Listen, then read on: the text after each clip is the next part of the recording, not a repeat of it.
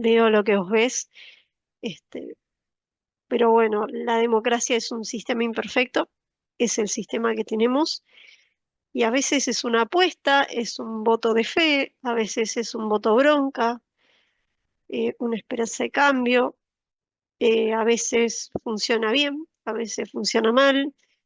Lamentablemente venimos quizás de una racha que no siempre funcionó del todo bien o no le encontramos la vuelta, pero bueno, justamente lo que nos pasa es que nosotros estamos en crecimiento y al estar en crecimiento no sabemos para dónde queremos ir, no sabemos qué queremos hacer.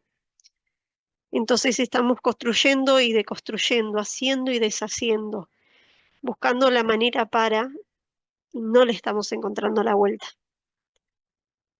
Pero bueno, todo en algún momento se debería acomodar. Yo tengo la esperanza de que se acomode. Tenemos casos extremos que dicen, bueno, Argentina no cambias más, me voy del país, que también ocurre.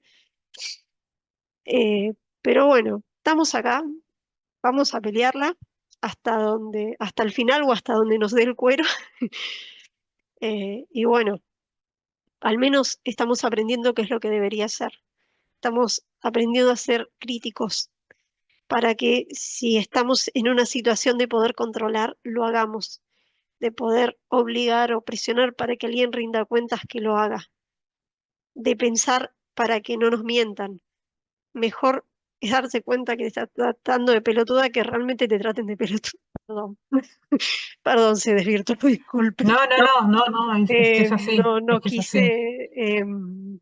Igual entiendo que somos todos adultos, no estoy dando una clase para niños chicos de No, 15 años, entonces puedo usar ciertas palabras o tomarme ciertas atribuciones siempre hablando con todo el respeto del mundo, con todos, por favor, chicos.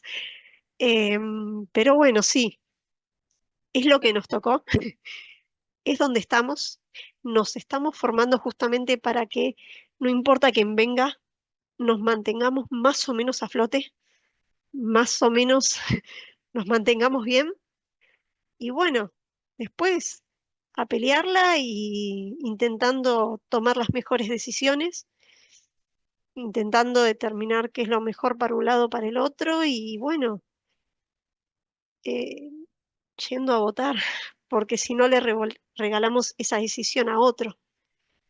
Ese también, no quiero mezclar ningún tipo de opinión que pueda tener yo con una línea neutra y apartidaria, por favor, pero bueno, eh, qué sé yo, al menos diferenciar lo que está bien de lo que está mal o de lo que uno considera que está bien o que está mal y ser un poco más consciente en el momento de emitir el voto.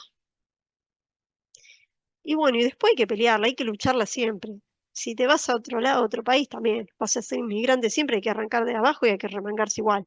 O te arremangas acá o te arremangas allá, no lo sé, pero hay que pelearla, eso seguro. Y bueno, sí, te va a dar bronca. Había un profesor que decía que él estaba feliz y la gente se iba con bronca, porque si te vas con bronca significa que te quedas maquinando y querés que las cosas cambien. Eso significa que vos querés hacer algo distinto, que algo cambie, que, o sea, te hice laburar tu cabeza. Él decía, si cerrás el libro te fuiste a tu casa y te olvidaste de la materia, no hice bien mi trabajo porque no sentiste nada, no te llegó nada de lo que te dije, te rebaló. Pero bueno, obviamente no quiero que se vayan con bronca, no, no, no es la idea. no, no, no, no pasa por ahí. Y a ver, Ahí me están empatizo, haciendo, Pablo me está haciendo el aguante, mira. a ver Sí, qué, estamos todos a, igual. a Qué nadie sé yo, estamos uno todos igual, trata, sí. llega a cierta edad que tenés una esperanza y querés que las cosas cambien y querés que en algún momento respirar y decir, bueno, loco, vale la pena, todo el sacrificio que hagamos vale la pena, eso es lo que apunto Sí. yo. Y que sea todo por igual, ¿viste? Y no que Mira, siempre haya tanta ventaja, siempre haya tantos ventajeros y que se caen realmente en la gente como nosotros, que lo único que quiere es vivir tranquilo, laburar y vivir tranquilo, nada más. totalmente. Sí, a ver, creo que todos empatizamos, todos le estamos luchando, nadie a las 9 de la noche va a estar escuchándome, si no esperara que algo va a mejorar.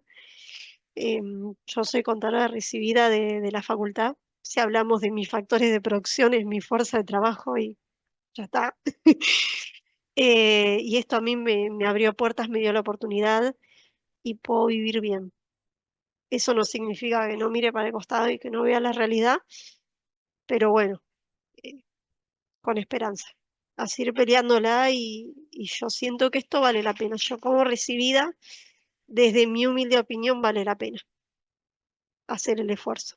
Siempre vas a ver a alguien, siempre va a haber ventajeros, siempre va a ver, cuando ibas al colegio primario también tenías el que estudiaba full y el que se copiaba al lado y quizás el que se copiaba te se sacaba la misma nota que vos y bueno, no podés controlar a todos, no podés controlar lo que ocurre, pero bueno, qué sé yo, formate vos y a los tuyos. Sí, ¿Algún sí, tal cual. comentario Y alentador más? buen consejo para los chicos que son más jóvenes. Y sí, a pelear hasta el final, chicos, a pelearla Sí, eh, con todo. Pero bueno, bueno, bien. Una Mm. catarsis y bien, a ponerle onda este lunes congelado. sí, Ongela. Sí, totalmente. Sí, disculpe, volviendo a lo nuestro, ¿podría reiterar la diferencia entre la segunda y la tercera teoría?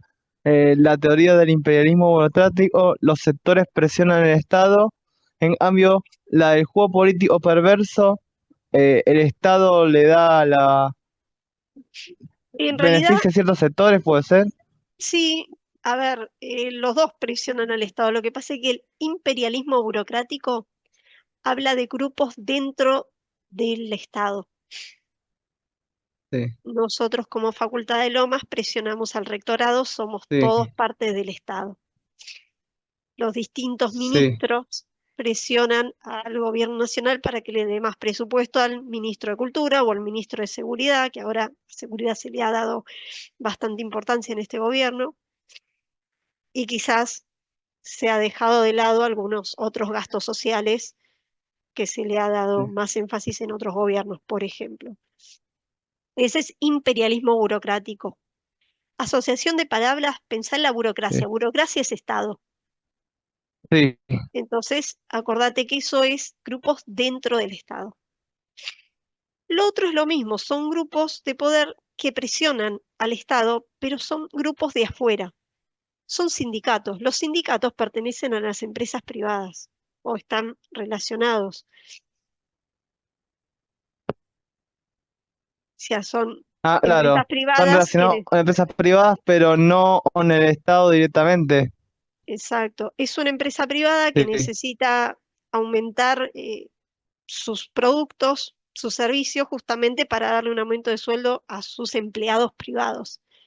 Y tiene el sindicato ahí eh, frenando, hizo una huelga para que los empleados tengan más dinero. Y bueno, ahí el Estado se mete y dice, bueno, listo, aumenta las tarifas. Pero aumentaste las tarifas y el resto lo liquidás. Pero bueno, depende la teoría que vos tengas, es cómo vas a achicar el Estado. Si tu teoría es que fue creciendo de a poco, la vas a achicar de a poco. Si tu teoría es que justamente estas últimas dos teorías, que son grupos de presión, bueno, los cortás de una, de un saque. Decís, no hay más plata y se acabó. Arréglense ustedes con lo que hay y punto. ¿Se entiende más o menos? sí, ahí está. Gracias. Perfecto. Voy a pasar a la siguiente. Dale. Entonces acá lo que vemos son las teorías de crecimiento del Estado, que un poco ya las hablamos. La primera es una teoría amigable, que era de demandas ambientales, y las otras dos son de teorías hostiles. ¿Qué es lo que quiere decir acá Harvey Feigenbaum? Es que existen puntos en común. Según la teoría de Harvey, la idea de achicar el Estado siempre tiene una idea buena. Dice, bueno, el Estado es muy grande, está, comiéndose muchos recursos que un privado lo haría más eficientemente. La idea es justamente eficiencia, bajar los costos, bajar la presión tributaria. El objetivo de achicar el Estado suele ser bueno y cualquiera de las teorías, tanto la que achica de a poco o la que achica a la cachetada, tiene una visión buena de achicar el Estado para un objetivo positivo. No es que el que dice no hay más plata es porque es un turro que no quiere poner más plata. Bueno, no. Es porque también está viendo que no es eficiente, que la presión tributaria es mucho. Hay muchas industrias y personas en negro, entonces, bueno, hay que aflojar eso. Entonces, el objetivo y la mirada suele ser buena. Y los puntos en comunes suelen ser buenos. Las maneras suelen ser mejores algunas y peores otras, depende de la visión que tengas. Pero bueno, ¿hasta acá se entendió? Perfecto. Y pasamos a las teorías. Sí, o sea, eh, cuando entre las teorías logren llegar a un acuerdo intermedio, suelen ser mejor para, de la mejor manera para achicar el Estado. Una cosa así dijo No, en realidad que el objetivo es el mismo, que el objetivo es achicar el el Estado objetivo. y lo que se busca es achicar Sí, el Estado por razones buenas, porque el Estado no es eso. eficiente, porque el Estado no está cumpliendo con el servicio que prometió prestar, porque es deficiente, porque está gastando más recursos de lo que debería para generar ese servicio público. Sí. Pero no necesariamente las teorías van de la mano. ¿Se entendió, Lean? Sí, sí, ahí está, gracias. Bueno, perfecto. Entonces, lo que vamos a ver ahora son los distintos tipos de privatización. Y vamos a ver tres modelos. ¿Y qué es lo que vamos a hacer? Es vamos a ir categorizando en estos puntos cada modelo. El primer modelo es la privatización sistemática. Ahí lo pasé por el chat. Sistemática. ¿Qué es la que nos ocurrió a nosotros acá en Argentina en la época de los 90? Es esa privatización masiva, gigante, es la que privatiza un paquete gigante. ¿Qué objetivo tiene? Es un objetivo a largo plazo. ¿Por qué? Porque quiere cambiar las bases de la sociedad, quiere achicar el Estado realmente. Un Estado que en el 89 tenía más de 50 empresas públicas y para 1995 tenía muy poquitas. Busca cambiar el- lo que es privado y lo que es público. El cuestionamiento político, llegando al segundo punto, en este tipo de privatizaciones sistemáticas es alto, suele ser alto. ¿Por qué? Porque las personas no, en general, no aceptan cambios drásticos, cambios grandes, sino que se resisten a él. Entonces, si dicen que va a haber una cantidad de empresas públicas y vamos a quedar en cero empresas o muy pocas empresas, en general hay un cuestionamiento alto. En Argentina, el cuestionamiento no fue tan alto. Después vamos a hablar un poquito por qué, pero en general en el mundo suele ser alto. ¿Qué pasa con estas privatizaciones en cuanto a la estabilidad de resultados? Bueno, no suelen ser estables en los resultados.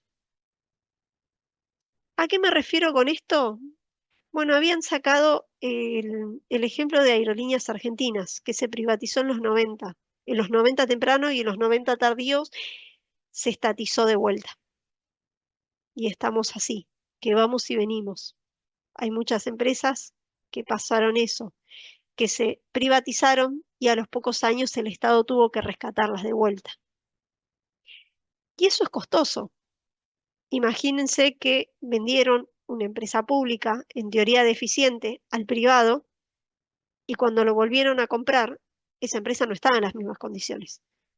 Tenía la mitad de los aviones, tenía todo roto, todo robado. Y aparte tuvo que comprar la empresa, no es que se la regalaron. Entonces, esta inestabilidad en resultados tiene un costo asociado alto. Por supuesto, tomé el ejemplo de Aerolíneas Argentinas, pero hay otras empresas que se han privatizado en los 90 y siguen privatizadas. Metrogas, por ejemplo, que en su momento era gas del Estado, se privatizó también en los 90 y sigue privada después de más de 30 años. Es decir, que los resultados no es que son todos absolutamente malos y que todos fallan, simplemente que es inestable. A veces lo que se privatiza queda bien en el privado y funciona, y hay otras veces que no funciona y el Estado tiene que salir a rescatar y a recomprar esa empresa, con todos los costos asociados. ¿Hasta acá vamos bien? Perfecto. ¿Qué pasa en cuanto a la perspectiva política? Bueno, la perspectiva política es que cambian las bases. Cambian las bases electorales. Si nosotros pensamos en lo que nos pasó en los 90 quien propuso todas estas ideas de privatización es justamente el innombrable, el presidente Menem, que era peronista. Si vamos a la idea del partido político de Perón, de lo que eran las ideas peronistas, él no buscaba justamente el privatizar. Él era un poquito más, era militar, pero estaba un poco más asociado con todo lo que era redistribución social, con ideas de izquierda, más que de derecha. Era una mezcla igual, Perón. Pero si suponemos y pensamos al peronismo como una fuerza de centroizquierda, privatizando y achicando el Estado, lo asociamos a la derecha, es decir, que amplió su base electoral. A Menem no solo lo votaron los peronistas, sino los que estaban un poco más asociados con la derecha también, por el tipo de políticas que estaba proponiendo y presentando. Por eso es que cambió el electorado, las bases electorales, porque logró cautivar a votantes que en general no lo seguía o no seguía su partido. Además era un tipo muy carismático. No sé si alguno vio la serie de él. Lo muestran como una persona muy carismática, muy política, el típico político que arregla, que habla, que negocia, que promete, que incumple. Em, en cuanto a los límites entre lo público y lo privado, hay una diferencia, cambia mucho, porque antes se tenía un gran paquete de empresas privadas que luego fueron, perdón, de empresas públicas que luego fueron vendidas al privado, es decir, el Estado realmente se achicó. Y el contexto en el que se dio es un contexto esporádico. No, perdón, me confundí. Es un contexto oportunista. ¿Por qué oportunista? Oportunista porque se puede dar o no. Se tiene que dar una oportunidad para que esto se dé. Estas privatizaciones tan grandes y tan masivas como se dieron acá en Argentina. ¿A qué me refiero con esto? Que la gente en general no busca cambios. Las personas no están diciendo, ay, qué aburrida que estoy, quiero un cambio ya. No. Si la gente busca un cambio y tan grande y tan masivo y tan brusco, es porque el contexto lo amerita. ¿Cuál era el contexto? En el 89, en el 88, 87. Bueno, Alfonsín estaba en la última parte de su gobierno, era una situación de hiperinflación. Remarcaban precios varias veces al día. Cobrabas un sueldo y no te alcanzaba. Em, Estaba jodido el asunto. Entonces la gente necesitaba solucionar su situación, especialmente la económica. ¿Y qué ocurrió? ¿Por qué el cuestionamiento político no fue alto en Argentina? Que yo le dije, en general es alto y acá, porque el contexto y los medios masivos de comunicación dijeron, hay hiperinflación porque el Estado consume muchos recursos. ¿Y en qué gasta tanto? En las empresas deficitarias. Las empresas que no dan un buen servicio, en esas empresas que esperas 30 años el teléfono y no te llega más. Ceiba que te corta la luz cada 2 por 3. No son eficientes, gastan recursos, dan pérdidas siempre y no te dan el servicio que vos esperás.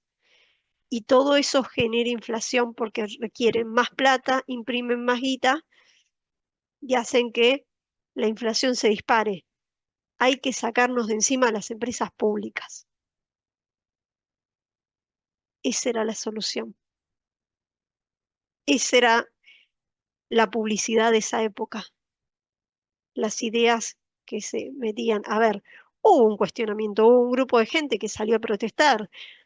Hay un montón de personas y empleados, empleados públicos de esas empresas que después no se volvieron a ubicar nunca en empresas, que terminaron abriendo un kiosco o poniéndose un taxi.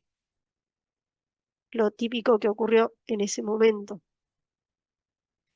Hubo un grupo que salió a protestar, sí. ¿Hubo corrupción ahí? Sí, también. Pero bueno, el contexto lo permitió. La situación en Argentina era muy compleja y cuando estamos en crisis escuchamos distintas campanas y con la esperanza de que esa campana nos solucione o nos provee una buena solución.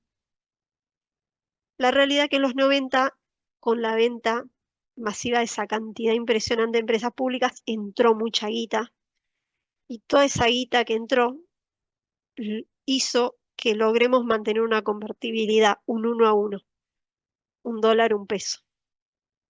Que nosotros mostremos que somos tan productivos como Estados Unidos, que estamos a la altura de ellos. Bueno, lamentablemente ese sueño no duró mucho, explotó de una forma bastante fea, pero bueno, y dejando consecuencias sociales importantes, laborales importantes. Pero bueno, y fue lo que había después, bueno, eh, la ley. ¿Vieron en alguna materia la ley de emergencia administrativa? ¿La ley que se usó para privatizar en los 90 o no? No. No, Ley, no, no. yo estuve leyendo un apunte que subió el profe Maxi que habla de, creo que se utilizó la ley de reforma del Estado, la 23.696, puede ser algo Sí, así. creo que En 626, pero no me acuerdo bien, pero sí. 23.626 o 23.696, esa es la ley de reforma del Estado, que permitía las privatizaciones. O sea que ya tuvieron la clase de empresas públicas con Maxi, del péndulo de cómo fue evolucionando las empresas. El jueves, sí. Ah, entonces Pues, era re necesaria esta clase hoy. Perfecto. Está bien. Sí, la realidad es que esa ley, quiero verla ahora, si les, bueno, lo que hizo esa ley era permitirle darle superpoderes al presidente de la nación para que pudiese privatizar un listado de empresas. No sé si Maxi les habrá comentado que las empresas públicas no pueden quebrar. ¿Sabían eso? pueden ser deficitarias años y años y años, pero no pueden quebrar porque en teoría están generando un servicio para la comunidad, el bienestar social. Solamente se puede disolver, vender, o como le quieran decir, por medio de la aprobación de una ley. Entonces se debería mirar caso a caso, bueno, a ver, SEGBA, ¿cómo es SEGBA? ¿Lo necesitamos, no lo necesitamos, lo privatizamos, no? Bueno, lo que se hizo en el 89 es largar esta ley masiva que daba grandes poderes al presidente para que pueda venderlo de muchas formas. Podía achicarlo, vender en partes, vender sus muebles, vender acciones, rescindir contratos, hacerse cargo de las deudas, del pasivo de las empresas, para que la nueva compradora no tenga que hacerse cargo del pasivo de las empresas del Estado. O sea que las vendimos sin esos quebrantos. Los quebrantos quedaron en el Estado. Eso también es importante decir. Se habló de quitas de impuestos, se habló de un montón de cosas en esa ley. Y también Como lo dijo, que se hubo, llamaba Ley Masiva de Emergencia. ley de emergencia administrativa, Profe, es Ahí está, gracias. la ley 23.696 de 23696. de reforma del Estado, el marco legal, digamos, que usaron para esas privatizaciones. Exacto. Y bueno, y después también hubo arreglos con los sindicatos, la promesa de que se iba a respetar la fuente laboral, la continuidad de los trabajadores en el cargo, que después, bueno, echa la ley, echa la trampa, como siempre.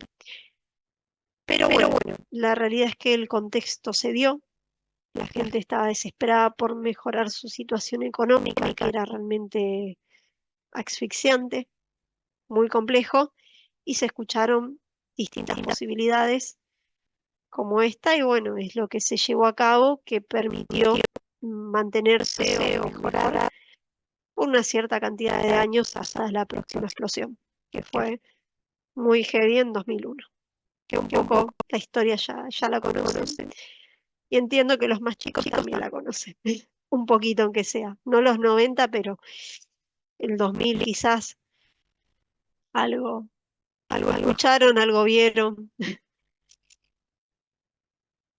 Bueno, esta es la privatización sistemática. La otra es la privatización táctica. ¿Tienen alguna duda con la privatización sistemática? Perfecto. Vamos a la Dijo privatización sistemática, abarca todos estos conceptos que tiene la mina. Exacto. Y Y ahora vamos a ver dos privatizaciones más, o una por el horario. Profe, antes de que siga, discúlpame, en esta privatización sistemática, el límite entre lo público y lo privado, era lo que habías dicho, me quedé incompleto. Cambió mucho. Cambia porque de tener un montón de empresas, un Estado grande con un montón de empresas, el Estado se deshizo de esas empresas públicas, de su ejecución, de su regulación, de todo, y se achicó mucho.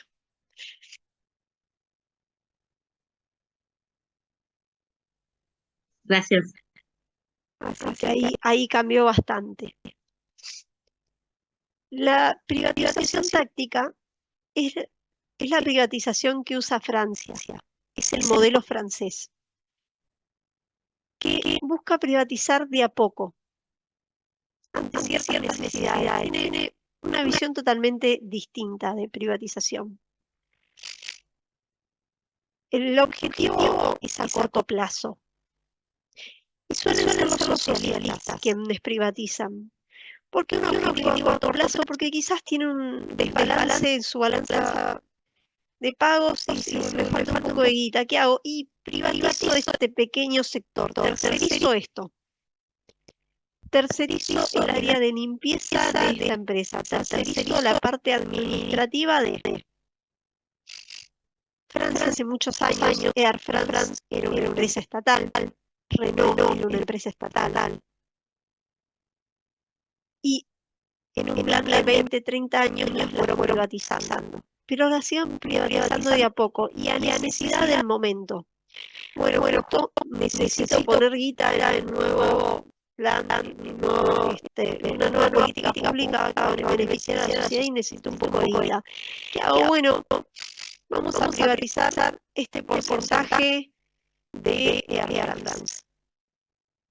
Vamos a privatizar la parte hacia azafatas. Y iba privatizando de a poquito, todos los años largaba un chicho, o cuando lo necesitaba. El cuestionamiento político es más bajo, porque no es que pasa de ser una empresa pública a una empresa privada, no, solamente terceriza un pequeño sector. Entonces no hay un cuestionamiento político alto, no te cambia las bases fuertemente. Suelen ser estables en los resultados, porque no suele privatizarse algo chiquito. Es más fácil de ¿cómo se llama? De estabilizar el resultado, de que no sea tan grande el cambio, que no sea de choque tanto. En cuanto a lo que es la perspectiva política,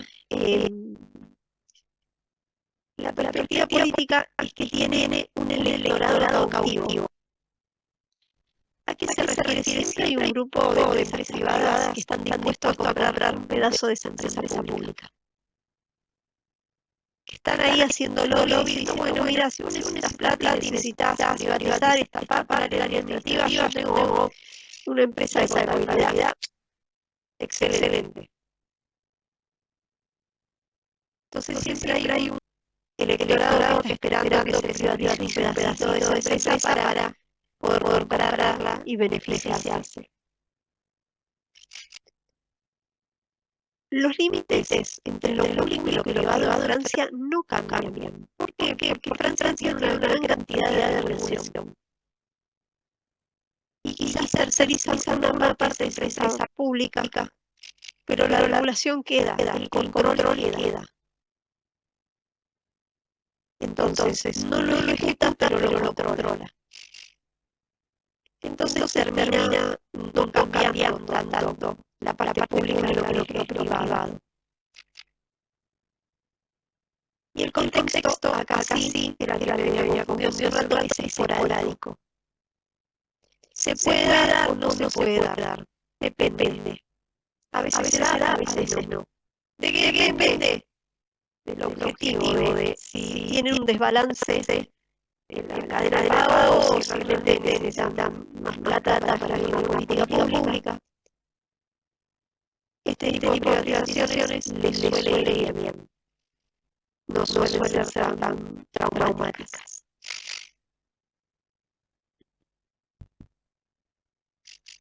Acá vamos bien. Y la última de estos 5 minutos o 10. ¿Qué es? Perdón, repetí táctica, pero no es la pragmática. Pragmatismo es algo que es práctico. Es una privatización distinta.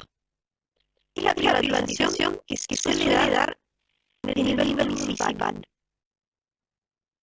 Y el objetivo es más funcional. Tiene que ver con costos. ¿Qué es más barato? ¿Que lo privado o el Estado? Siendo más específico, yendo a un ejemplo. Conviene ir a la recolección, ¿sí? Bien.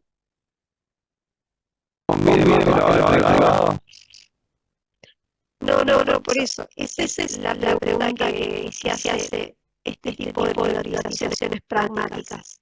¿Conviene que un servicio lo haga privado o lo haga el Estado? ¿Conviene que el Estado tenga una empresa pública de recolección de residuos? ¿O conviene contratar a Covelia, a Hugo, para que haga la recolección de basura? ¿Qué es más barato? El objetivo funcional y por un tema de costos. El cuestionamiento político es bajo, porque en realidad no están diciendo no voy a privatizar porque voy a estatizar porque es un tema de costos. Lo que sea más barato, mejor. Suele haber estabilidad de resultados, suelen ser estables, si se define por una cosa, suele mantener por una cierta cantidad de años. No conviene crear una empresa pública y disolverla al año siguiente, definitivamente. La perspectiva política es ¿Cómo dijo estabilidad de resultados? que suele ser estable. ¿Por qué? Porque no conviene crear una empresa pública y disolverla al año siguiente. Entonces, si vos definís que sea privado, lo mantenés por una cierta cantidad de años. O si vos decís que sea del Estado, lo mismo, lo mantenés por un tiempo. La perspectiva política. La perspectiva política es que es apolítico, o sea que no es política la discusión, es un tema de costos. No es una discusión, soy de derecha, de izquierda, si prefiero privatizar o no, o sea que es más barato, punto. Que no sirve a nivel municipal, y hay poca guita a nivel municipal siempre. Los límites entre lo público y lo privado cambian. No es lo mismo crear una empresa pública que contratar a un privado. Y el contexto es incremental. ¿Qué significa que es incremental? Que quizás el municipio de Lomas contrata a Coelia y dice que ellos me dan este tratamiento de residuos que para mí es mucho más barato y chau. Bueno, Almirante Brown y Esteban Echeverría, que son los que están cerquita, van a decir, che, mirá, Lomas contrató a este servicio, que es más barato, me conviene, no me conviene. Entonces todos van a ir tendiendo al mismo camino. Porque si es más barato una empresa privada, van a ir todos por empresas privadas. Lo que decía Harvey Feinbaum en Estados Unidos es que había un contexto en que Reagan, creo que era uno de los presidentes, él había decidido empezar a privatizar y por el otro lado, a nivel municipal se estatizaba. O al revés, como que no hay un objetivo alineado con la política, no es que el gobierno nacional está privatizando y no debería estar estatizando a nivel municipal en este caso, porque es una privatización sobre costos, no política. Entonces puede darse que en este caso no están tan alineadas. ¿Se entiende hasta acá? Sí.